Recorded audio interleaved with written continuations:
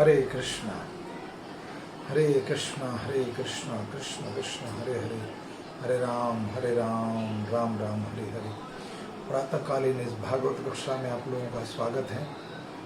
आध्यात्मिक यात्रा का आज 22वां दिन, 19 मई 2021, कुंती महारानी की प्रार्थना 17वां दिन। नमो विष्णुपदाय कृष्ण पृष्ठाय भूतले श्रीमते भक्ति वेदांत स्वामीति नामिने। नमस्ते सरस्वती देवी गौरवाणी प्रचारिणे, निर्विशेष शून्यवादी प्राश्यता देशतारिणे। जय श्री कृष्ण चैतन्य प्रभु नित्यानंदा, श्री अद्वैत गदाधर श्रीवासादि गौर भक्तवृंद। हरे कृष्णा कृष्णा कृष्णा हरे हरे, हरे राम राम राम हरे हरे। जय राधा माधव कुंज बिहारी, जय राधा कुंज बिहारी, जय गोपी जनवल्लभ गिरिवरधारी, जय गोपी जनवल्लभ गिरिवरधारी। यशोदानंदन ब्रज जन रंजन, यशोदानंदन ब्रज जन तीरा चारी तीरा वनचारी। हरे कृष्णा कृष्ण कृष्ण हरे हरे, हरे राम राम राम हरे हरे। हरे कृष्णा कृष्ण कृष्ण हरे हरे, हरे राम राम राम हरे हरे।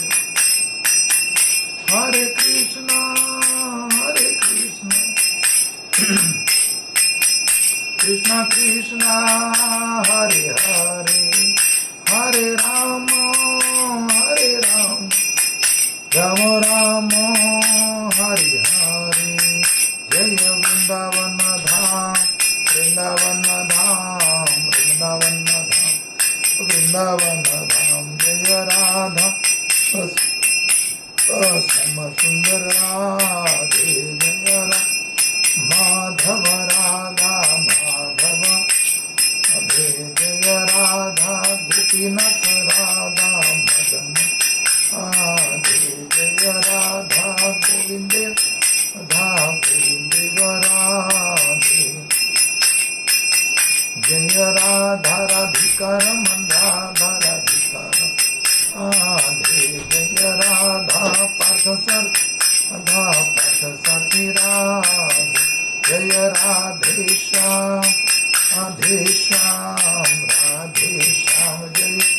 जय श्याम। जय सीताराम लक्ष्मण हनुमान सीताराम, जय लक्ष्मण हनुमान, जय जगन्नाथ जय बलदेव, जय सुभद्रा, जय श्रील प्रभुपाद जय गुरुदेव गुरु प्रेमानंद। हरि हरि बोल। ओम नमो भगवते वासुदेवाय, ओम नमो भगवते वासुदेवाय, ओम नमो भगवते वासुदेवाय, ओम नमो भगवते वासुदेवाय। नारायणं नमस्कृत्यं नरं चैव नरोत्तमं देवीं सरस्वती व्यासं ततो जयमुदीरयं नष्टप्रायं सुभेद्रेषु नित्यं भागवतं सेवया भगवते उत्तम श्लोके भक्तिर्भवति नैष्टकी कृष्णाय वासुदेवाय देवकी नंदनंदनाय च नंदगोपकुमाराय गोविंदाय नमो नमो। हरे कृष्णा। आध्यात्मिक यात्रा का आज 22वां दिन, कुंती महारानी प्रार्थना 17वां दिन। तो इस यात्रा में हम भगवत चर्चा कर रहे हैं। भगवत वाणी कथा श्रवण करने से जीव का कल्याण होता है। भगवत वाणी भगवान का नाम का सिमरन करना वो जीव के लिए हितकारी है। अंतिम सफर में जो धन साथ जाए वो कौन सा धन है? वो मात्र है हरि नाम धन। तो जितना ज़्यादा से ज़्यादा हो सके ये दिव्य धन का संग्रह करिए। ऐसा धन संग्रह कीजिए जो अंत काले अंतिम जो जर्नी है उस जर्नी में वो धन खर्चोगे वो खूटेगा नहीं, बढ़ेगा। तो प्रथम स्कंद 8वां अध्याय और श्लोक संख्या 38।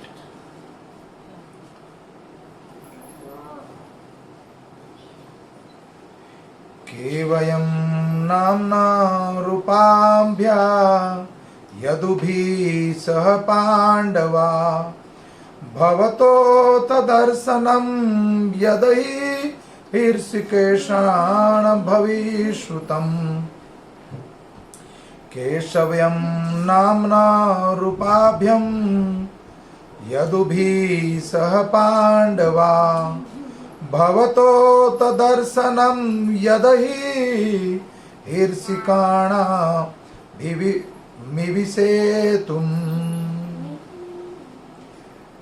शब्दार्थ के कौन कौन है?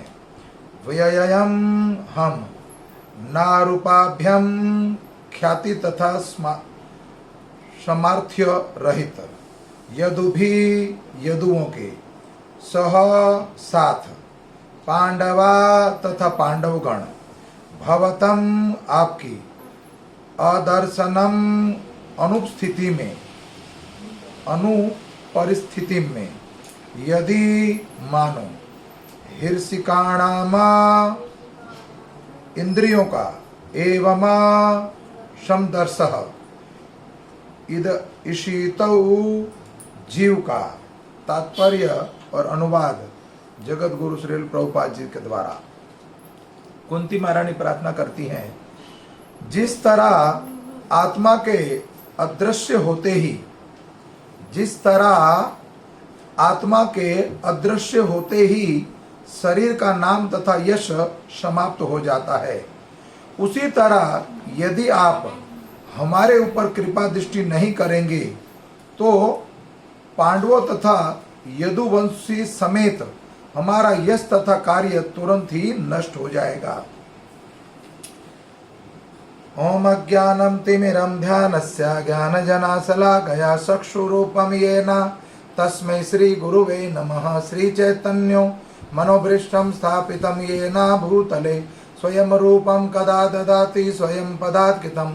वंदे श्री गुरु श्री युत पद कमलम श्री गुरु वैष्णवं च श्री रूप सांग्रजातं सहगण रघुनाथतं सजीवं श्राद्धदेतं सावधूतं परिजन सहित कृष्ण चैतन्य देवं श्री राधा कृष्ण पदारं सहगण ललिता श्री विशाखा। हे कृष्णा करुणा सिंधु दीन बंधु जगतपते गोपेश गोपिका कांता राधा का नमस्तुते। तप्त कंचन गौरांगी राधा वृंदावनेश्वरी वृषभानु सुत देवी प्रणमामि हरि प्रियाय। वांशा कल्पतरुभक्षा कृपा सिंधु एव च पतितानां पावनेभ्यो वैष्णवेभ्यो नमो नमो। हरे कृष्णा। कुंती देवी पूरी तरह से भिज्ञ है कि पांडवों का अचित तत्व एकमात्र श्री कृष्ण है, कृष्ण का कारण है। निस्संदेह पांडव अपने नाम तथा ख्याति में पूरी तरह प्रतिष्ठित थे और धर्मात्मा महाराज युधिष्ठिर द्वारा उनका मार्गदर्शन हो रहा था। यदुगण मित्र थे, लेकिन श्री कृष्ण के मार्गदर्शन के बिना उन सब का कोई अचित तत्व नहीं था। जिस प्रकार चेतना के बिना शरीर की सारी इंद्रियां व्यर्थ हो रहती है, किसी को अपनी प्रतिष्ठा, शक्ति तथा यश का तब तक गर्व नहीं होना चाहिए जब तक उसे परमेश्वर की कृपा प्राप्त ना हो। जीव सदैव आश्रित और भगवान उनके ऊपर आश्रित हैं। अतः हम भले ही अपने भौतिक ज्ञान की उन्नति द्वारा कितनी ही प्रतियोगी भौतिक साधन क्यों ना जुटा ले, लेकिन भगवान के मार्गदर्शन के बिना ऐसे सारे आविष्कार, चाहे वे कितने ही प्रबल एवं प्रतिकारी क्यों ना हो, वे सब बंटाधार हो जाता है। तो यहाँ पर कुंती महारानी कहती हैं, हे भगवान श्री कृष्ण, जिस तरीके से शरीर से आत्मा अदृश्य हो जाता है तो शरीर शून्य हो जाता है, ठीक उसी तरह हमारे जो पारिवारिक संबंध हैं, समाज के लोग या परिवार में पत्नी के साथ, पुत्र के साथ, माता, जो भी परिवार के गृहस्थी हमारी, जो हमारे परिवार के जो संबंध हैं, वो घनिष्ठ संबंध जो है, अटैचमेंट है, वो तब तक है जब तक वो चेतन आत्मा, साक्षात परमात्मा हमारे हृदय में, परमात्मा आत्मा के साथ विराजमान है, तब तक वही पत्नी, वही पुत्र, वही पुत्री, सबके लिए हम मिट्टी बन जाएंगे। कैसे कि व्यक्ति जब शरीर छोड़ता है तो समाज के लोग तथाकथित कहते हैं कि वो चोला छोड़ गया, वो चोला छोड़ गया, उनकी मृत्यु हो गई, उनका शरीर की मिट्टी हो गई। तो वास्तव में शरीर तो मिट्टी था ही, तो मिट्टी क्यों हुआ? ये चोला किसको कह रहे हो? चोला ये जो आत्मा, ये शरीर जो देह है, मनुष्य देह जो प्राप्त हुआ है, उसको कोई छोड़ता है? उसको कौन छोड़ता है? कौन चला गया? वास्तव में शरीर का मालिक जो है वो जीवात्मा है। तो जीवात्मा जब शरीर छोड़ जाता है तो फिर चेतन आत्मा जब चली गई तो फिर इस शरीर जो स्थूल है, शरीर स्थूल है, तो चेतन आत्मा जब तक है तब तक ये सामाजिक पारिवारिक संबंध है। पिता पिता नहीं, माँ माँ नहीं, भाई भाई नहीं, कोई कुछ नहीं है। मृत्यु के बाद उसको आत्मा निकल जाती है, उसको कहते हैं मृत्यु। तो मृत्यु कड़वा सत्य है, कड़वा सत्य है। जब शरीर छूटने के बाद शरीर तो कहीं खंडित नहीं होता। तो पत्नी भी वही है और पति भी वही है, समाज के लोग भी वही हैं। अगर हम उस शरीर से प्रेम कर रहे थे तो शरीर तो वही रखा, करो ना प्रेम, वो शरीर तो वही रखा हुआ, कुछ घटा थोड़ी ना उसमें से। तो वास्तव में उस शरीर से प्रेम नहीं करते थे हम।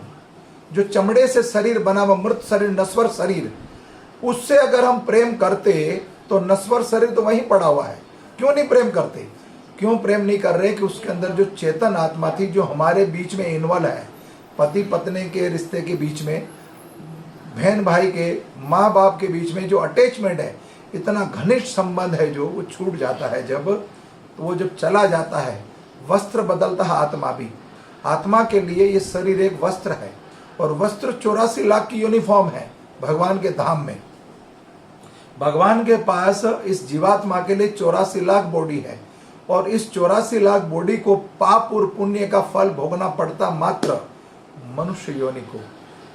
83,99,999, उनमें से इस दुख को आभास कोई नहीं करता। वर्तमान काल की जो स्थिति है, उस स्थिति में हम देख रहे हैं कि भगवान जब एक व्यक्ति की वेदना या उनकी प्रार्थना को जब सुन लेता है, तो हजारों करोड़ की संख्या, 700 करोड़ की संख्या बताते पूरी सृष्टि की, मनुष्य की जाति जो है, वो इतने प्रार्थना कर रहे तो सुन क्यों नहीं रहे वो? तो हम लोगों ने जो जीव हत्या करी है, एक एक करके मैं गिनवा रहा हूं, ध्यान से सुनना। हमने कितने ही पशु वध करे हैं, कितनी ही गौ हत्या, बकरे की हत्या, मुर्गे की हत्या, मच्छी की हत्या, कितने मच्छर, कितने कीट पटाणु, कितने वनस्पति, कितने वृक्ष, ये हमें उनकी आवाज आज तक सुनाई दी क्या? आज तक हमें उन बेजुबान पक्षियों की या पशु की या वनस्पति की वो आवाज आज तक नहीं सुनाई दी। तो हमें उसकी आवाज का आभास कराने के लिए ये प्रकृति जो है हमारे साथ। अगला जो श्लोक है हमें जागरूक करने के लिए है। अगला श्लोक, इससे अगला श्लोक जो है 40 नंबर का श्लोक, इसमें पूरा प्रभुपाद ने तात्पर्य डिटेल में वर्णन करा है। तो वास्तव में ये हमें आभास कराने के लिए, हमें जगाने के लिए, हम सो चुके हैं, हम स्वयं अपने आप को प्रभुता स्थापित करने के लिए, इस स्वतंत्रता का फायदा उठाने के लिए हम मालिक बन के बैठे हुए हैं। वास्तव में पूरी सृष्टि का नाथ तो कृष्ण है। जब जीव के माता या पिता के चले जाते हैं घर में, तो संसारिक लोग कहते हैं उनकी माँ की मृत्यु हो गई या पिता की मृत्यु हो गई, तो वो अनाथ हो गए। तब भगवान श्री कृष्ण को बड़ा दुख होता है जब कोई व्यक्ति कहता है कि वो अनाथ हो गए उनकी संतान। तो भगवान भगवत गीता के 15वें अध्याय में 7वें श्लोक में स्पष्ट, और 16वें 7वें त्रुटि रह रही है, 15वें अध्याय में है, मामवांस जीव लोको जीव भूतेषु सनातना। ये जीव शाश्वत मेरा अंश है, मैं उनका पिता हूं, मैं उनका नाथ हूं, इसलिए नाम है जगन्नाथ। वो नाथों के नाथ हैं, हमारे पिता के भी पिता के पिता, पिता माही सबके पिता। भगवान भागवत गीता के 10वें अध्याय में है, अर्जुन मैं सबका पिता माही हूं। तो माँ भी और बाप भी सब कुछ वही है। लेकिन जीव जब कहता अनाथ हो गया तो भगवान को बड़ा दुख होता है। इसका अर्थ यह हुआ कि वो व्यक्ति भगवान का प्रमाण, भगवान को जानता ही नहीं। भगवान सर्वज्ञ है, सबके पिता है, अवगत है अभी तक उससे, वो अभी तक भगवत कृपा से अवगत है, अभी तक साधु संग नहीं हुआ। अगर साधु संग होता तो अज्ञानता कट जाती, और ज्ञान रूपी अज्ञान तब कटता जब ज्ञान रूपी तलवार के द्वारा अज्ञान को काटा जाएगा।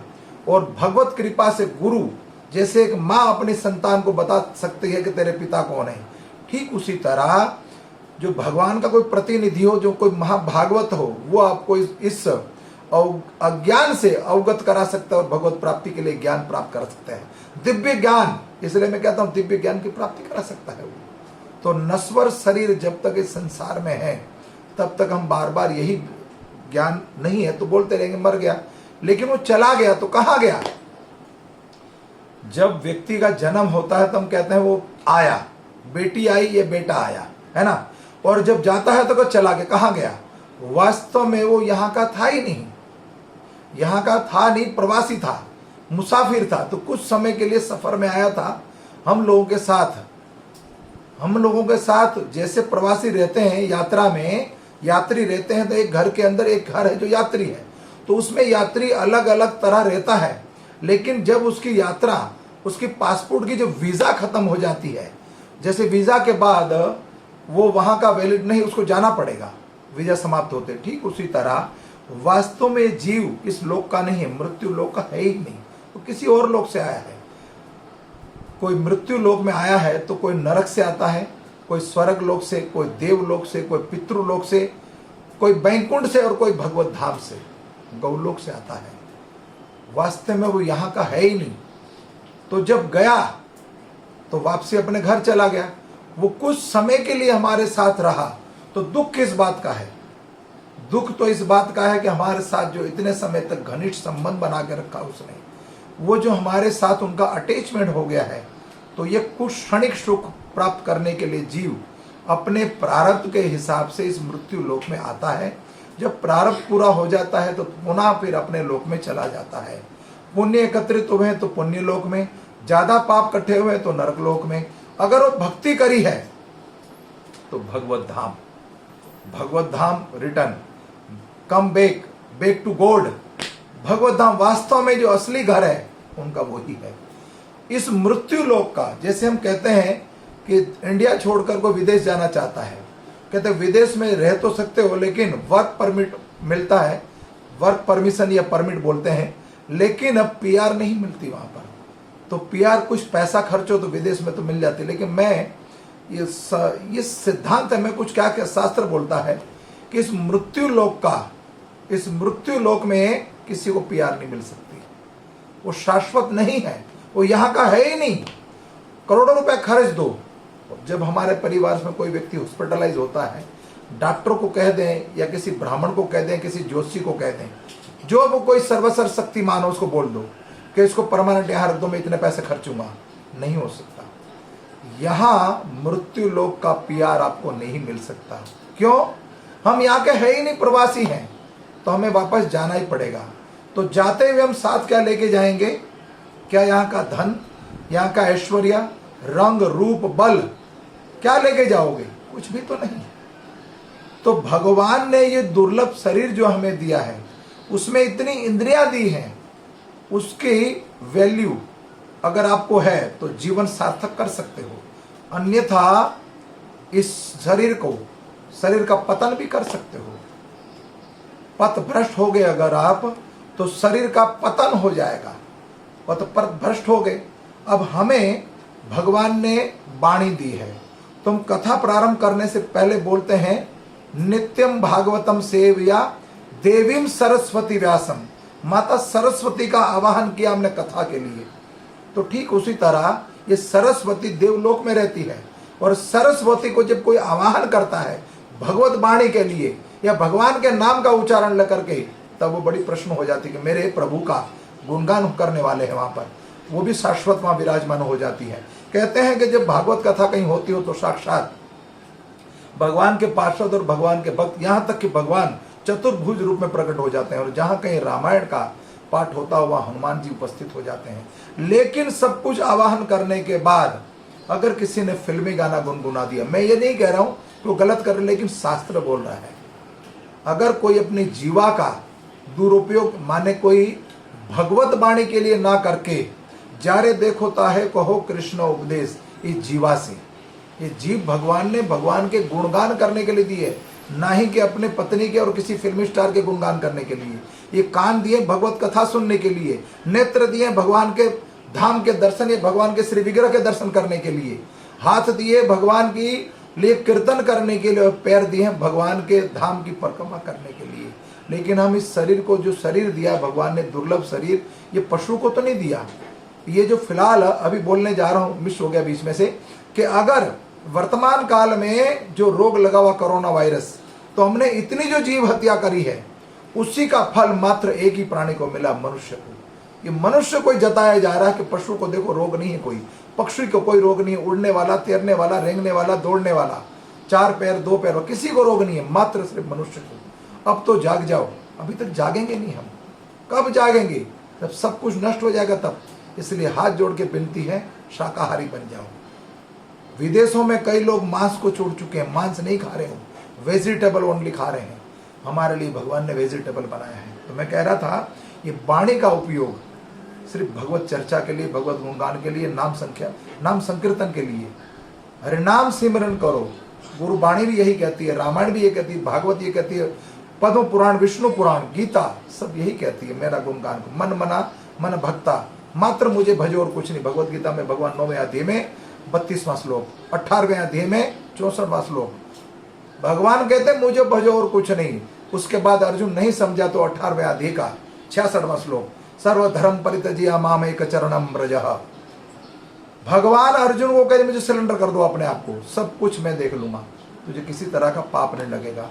तो माता सरस्वती का जब आवाहन किया है तो भगवत वाणी सुनो और बोलो। अन्यथा एक प्रसंग आपने सबने सुना होगा गजेंद्र मोक्ष का। गज जो था, गजेंद्र नाम पर उसको गज भी कहते हैं। तो गजेंद्र वो था चित्रकेतु नाम का राजा, वो हाथी का स्वरूप मला किसी कारणवश अगस्त ऋषि का अपमान कर दिया था। वो अपने कुटिया में भजन कर रहे थे, और भजन करते करते अगस्त ऋषि आए, उनका स्वागत नहीं किया, तो वो बैठे थे, तो कहते तू हाथी की तरह बैठा है, तो मृत्यु लोक में जा और हाथी बन जा। ये अगस्त का श्राप था। चित्रकेतु महाराज को तो मृत्यु लोक मरा गए वो। और जो अब वाणी की बात आई है, माता सरस्वती को भगवत वाणी के सिवा कहीं नहीं गाना चाहिए। आज के समय में तो लाखों करोड़ों रुपए खर्चा जाता, सरस्वती तो आ गई उनके पास। वाणी अगर भगवान ने में गूंगा बना दिया होता तो लाचार हो जाते ना। तो ये दुर्लभ जो हमें अंग मिला है, इसका सदुपयोग करो, सार्थक बना लो जीवन को। तो एक समय जो गज के प्रसंग में आता है, ग्रा माने मगरमच्छ। वो मगरमच्छ जो था वो पूर्व जन्म में गंधर्व था, हुहू नाम का गंधर्व और अप्सरा उनका एक क्लास, उनकी पूरी समाज है जो देवलोक में वो मात्र भगवत गुणगान करते हैं। लेकिन देवलोक में जब भगवत गुणगान करते करते जो हुहू नाम का गंधर्व था उसने फिल्मी गाना गा दिया। एक बार गलती हुई, फिल्मी गाना गुनगुना दिया अपनी अप्सरा, अपनी पत्नी के बारे में। उसी समय देवताओं ने श्राप दे दिया, मृत्यु लोक में जा और तू ग्रह बन जा। एक बार गलती करने से अगर ये दशा हो गई, ये दशा हुई उनकी, ये पतन होके जब वो मगरमच्छ बन गया, तो जो इतने लोग करोड़ों रुपया कमा रहे हैं अपनी वाणी से, दुर्लभ शरीर प्राप्त हुआ है, उसके क्या गति होगी। तो भगवत वाणी के लिए सरस्वती माता को आह्वान किया। ये सारे अंगों के देवता हैं, मन के देवता भी हैं, नेत्र के देवता भी हैं, कानों के देवता भी, मुख के देवता भी हैं, सभी के देवता हैं एक एक।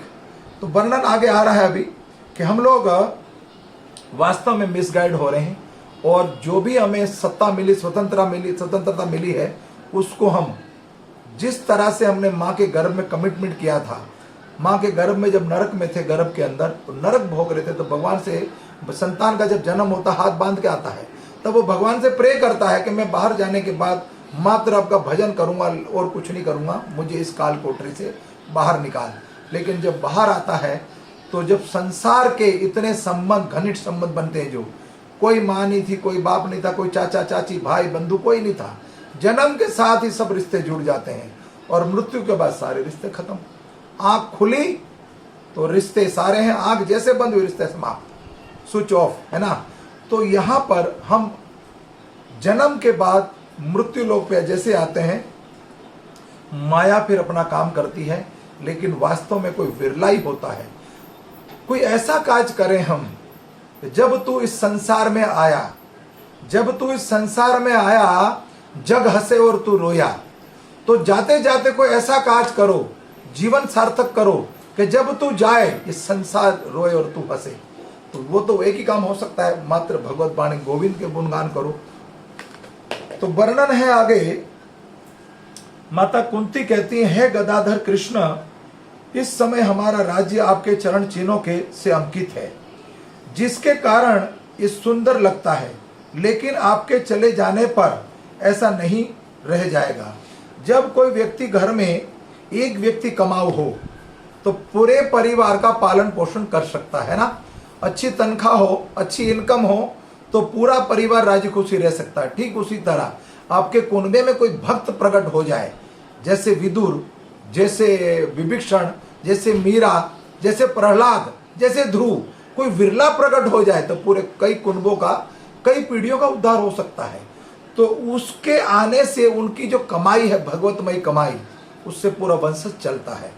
विभीषण की कमाई से लंका में कभी भी दुख नहीं आया था, विदुर की कमाई से कभी भी हस्तिनापुर में दुख नहीं था, मीरा जब तक मेड़ता में थी तब तक कोई दुख नहीं आया, प्रहलाद को जब तक कष्ट नहीं दिया तो हिरण्याकश्यप की नगरी में भी कोई दुख नहीं आया, ध्रुव को जब घर से निकाल दिया तो पीछे दुखी हो गए सारे। तो जब कोई भक्त का अपमान होता है तो वो पीछे से कहते हैं रोने वाला नहीं बचता। लेकिन यहाँ कुंती महारानी कहती है, अगर आप चले गए तो हमारे राज्य में हस्तिनापुर में सुंदर सुंदर जो लक्षण, क्या क्या लक्षण बता रही माता कुंती, यहां सुनिए। पहले भगवान के पद चिन्ह में, चरणों में क्या क्या चिन्ह है उसकी व्याख्या कुंती महारानी ने करी है। एक भक्त है जो भगवान के प्रति जितनी आसक्त है, जो भगवान के बिना एक क्षण भी नहीं रह सकती, घनिष्ठ संबंध जो है, अटैचमेंट जो है, प्रेम जो है वो कृष्ण के साथ है। भगवान के चरणों में कुछ विशेष चिन्ह होते हैं जिनके कारण वे अन्यों से भिन्न होते हैं। ध्यान से सुनिए, भगवान के चरण तलवे में ध्वजा, ब्रज, अंकुश, छत्र, कमल, चक्र, आदि चिन्ह बने रहते हैं। जहां जहां भगवान चलते थे वहां वहां की नरम भूमि पर भगवान के पद चिन्हों से अंकित हो जाती थी वो। अतः जब श्री कृष्ण पांडवों के साथ रहते थे तो हस्तिनापुर की भूमि इस प्रकार अंकुरित थी कि उन सभी चिन्हों से शोभित हो रही थी। पांडवों का राज्य फल फूल रहा था और कुंती देवी ने इस प्रसिद्धि के लक्षणों की ओर संकेत किया और वे भयभीत थी कि कहीं भगवान की अनुपस्थिति में कोई दुर्भाग्य, कोई दुर्घटना ना घट जाए। अगर आप चले गए तो क्या बचेगा पीछे? तो यहां पीछे क्या कहा कुंती महारानी ने कि जिस तरह आत्मा से अदृश्य हो जाती शरीर से तो सब कुछ नष्ट हो जाएगा, तो अगर आप चले गए तो हमारे पीछे बचेगा क्या? तो ये सारे नगर तथा ग्राम सब प्रकार से समृद्ध हैं, हो रहे हैं क्योंकि आप हमारे साथ हो। क्योंकि जब तक आप उपस्थित हो तो वृक्षों के अंदर और भूमि के अंदर जड़ी बूटियां तथा अनों की प्रचुर मात्रा है। हे भगवान, जब तक भूमि देवी पर आप हो, भूमि देवी भगवान की भार्या है, जब तक भगवान थे इस भूमि पर तब तक क्या क्या चीजें उपलब्ध थी? हरि बोल। वृक्ष के अंदर प्रचुर मात्रा में फल और फूल, नदियों में पानी लबालब और पर्वत में खनिजों से भरी हुई और समुद्र में संपत्ति है पूर्ण है। ये सब कुछ आपकी कृपा से है। कुंती महारानी को यह नहीं पता था कि गंगा के ऊपर भी डैम बन जाएगा। कुंती महारानी यहां कह रही है कि गंगा में पानी अथाह है, प्रचुर मात्रा में अन्न है, प्रचुर मात्रा में फल और फूल है। लेकिन कुंती महारानी को यह नहीं पता कि कलयुग, घोर कलयुग आएगा, उसमें गंगा के ऊपर भी डैम बना दिया जाएगा। संसार में इस समय जितने नदियां सबके ऊपर डैम बन गए और मनुष्य की जो खुराक है उसको नष्ट करा जा रहा है। प्रकृति का नाश हम लोग कैसे करें? कुंती महारानी ने वर्णन आज नहीं करा, ये आज से 5200 वर्ष पहले जब भगवान द्वापर युग की घटना है, कुंती महारानी उस समय प्रार्थना कर रही है। एक माता को ही पीड़ा होती है संतान के लिए, एक माता को ही पीड़ा होती है संतान के लिए। अगर बच्चा भूखा होगा तो माँ सो नहीं पाएगी, पिता तो संतुष्ट हो जाता है। तो भूमि देवी माता है और कुंती महारानी भी माता है। एक माता ही माता का दर्द समझ सकती है। तो माता ने क्या वर्णन करा? मानव प्रसन्नता प्रकृति वरदान से बढ़ती है। अगर मानव संपन्नता बने रहे, संतुष्ट रहे, प्रकृति वरदान से बढ़ती है, ना कि विशाल। हम लोगों ने रोम क्या कर रहे हैं? हम बड़े बड़े उद्योग उद्यमों से ये विशाल औद्योगिक उद्योग ईश्वरीय से विहीन है।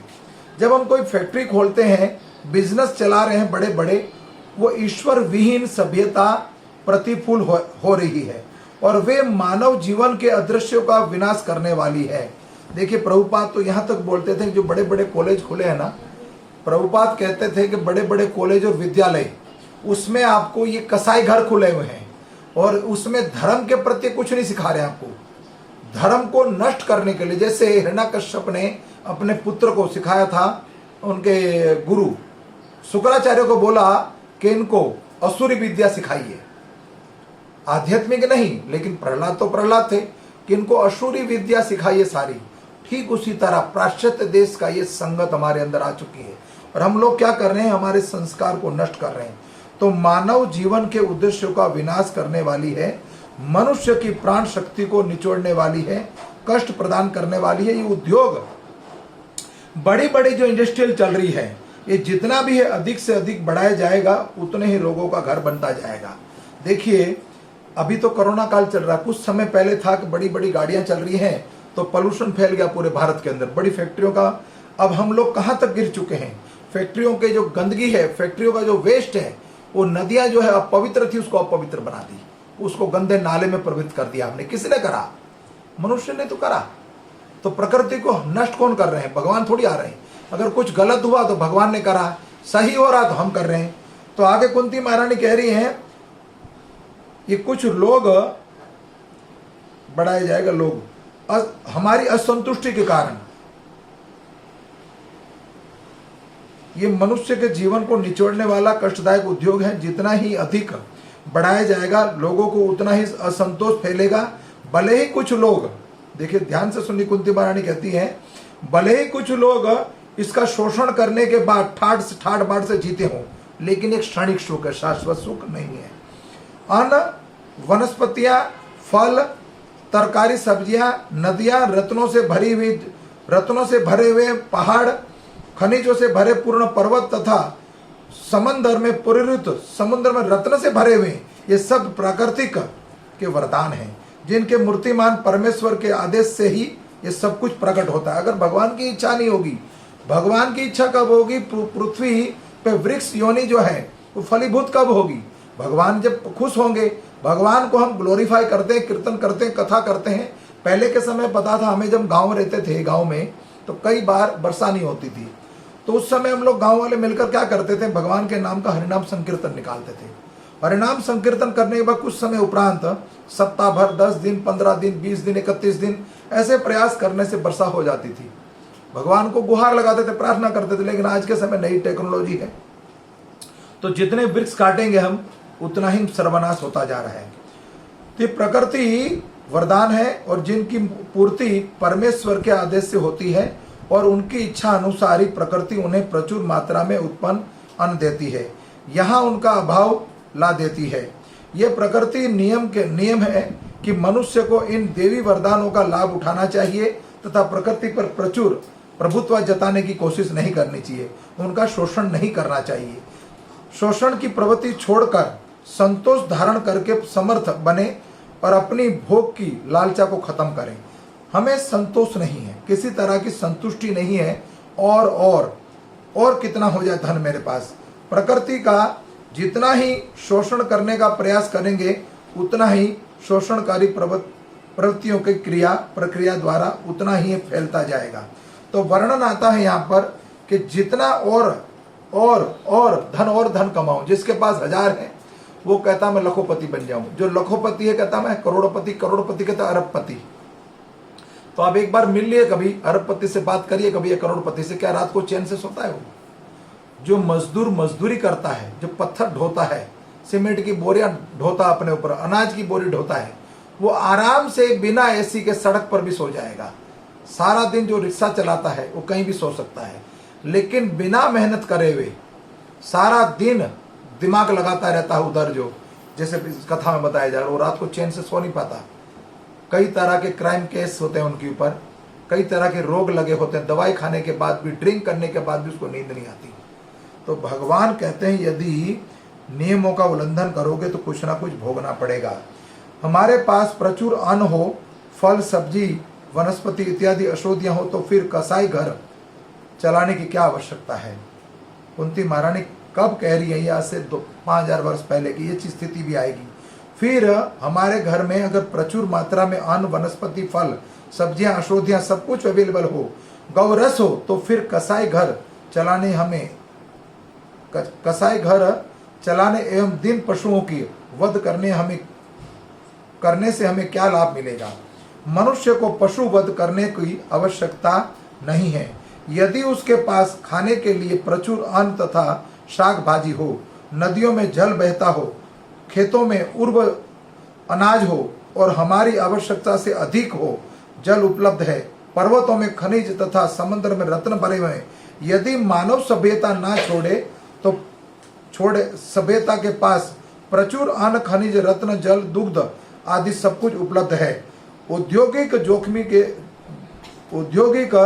जोखिमों के पीछे भागती फिर रही है मानवता, लेकिन ये सारे प्राकृतिक के वरदान भगवत कृपा पर निर्भर हैं। अतः आवश्यकता इस बात की है कि हम भगवान के नियमों का पालन करें, प्रति आज्ञाकारी बनकर भक्ति द्वारा मनुष्य जीवन की पूर्णता प्राप्त की जाए। कुंती देवी के द्वारा दिए गए संकेत बिल्कुल सटीक है। सटीक माने कट्टर थी वो पूरी भगवान की भक्ति। वे चाहती है कि उन आज्ञाओं का पालन करा जाए और भगवान की कृपा दृष्टि बनी रहे, जिससे प्रकृति हमारे पर कृपा करती रहे। तो वर्णन, सुंदर वर्णन आया है कि किसी तरह हम पथ भ्रष्ट हो चुके हैं, वो वापस अपने पथ पर आ जाएं। मिसगाइड हो चुके हैं, जो सही गाइड की दिशा में चले। ड्राइवर सही हो हमारे पास, जैसे अर्जुन के पास ड्राइवर था, बहुत बढ़िया सारथी थे उनके अर्जुन, तो हमारा जो ड्राइवर है वो मन है।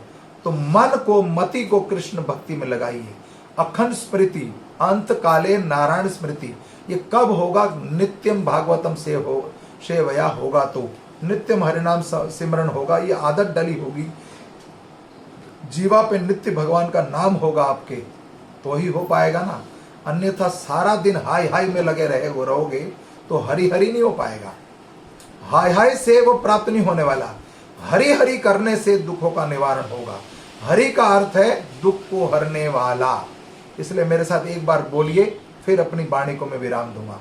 हरि बोल, हरि बोल, हरि बोल। वृंदावन बिहारी लाल की जय, द्वारिकाधीश भगवान की जय, अयोध्यापुरी धाम की जय, सियावर रामचंद्र भगवान की जय। जगत गुरु श्रील प्रभुपाद गुरु महाराज गुरु परंपरा की जय। कथा में कोई त्रुटि रह गई हो तो क्षमा चाहता हूँ, और मेरी वाणी से कोई आपको ठेस पहुंची हो तो उसके लिए भी क्षमा चाहता हूँ।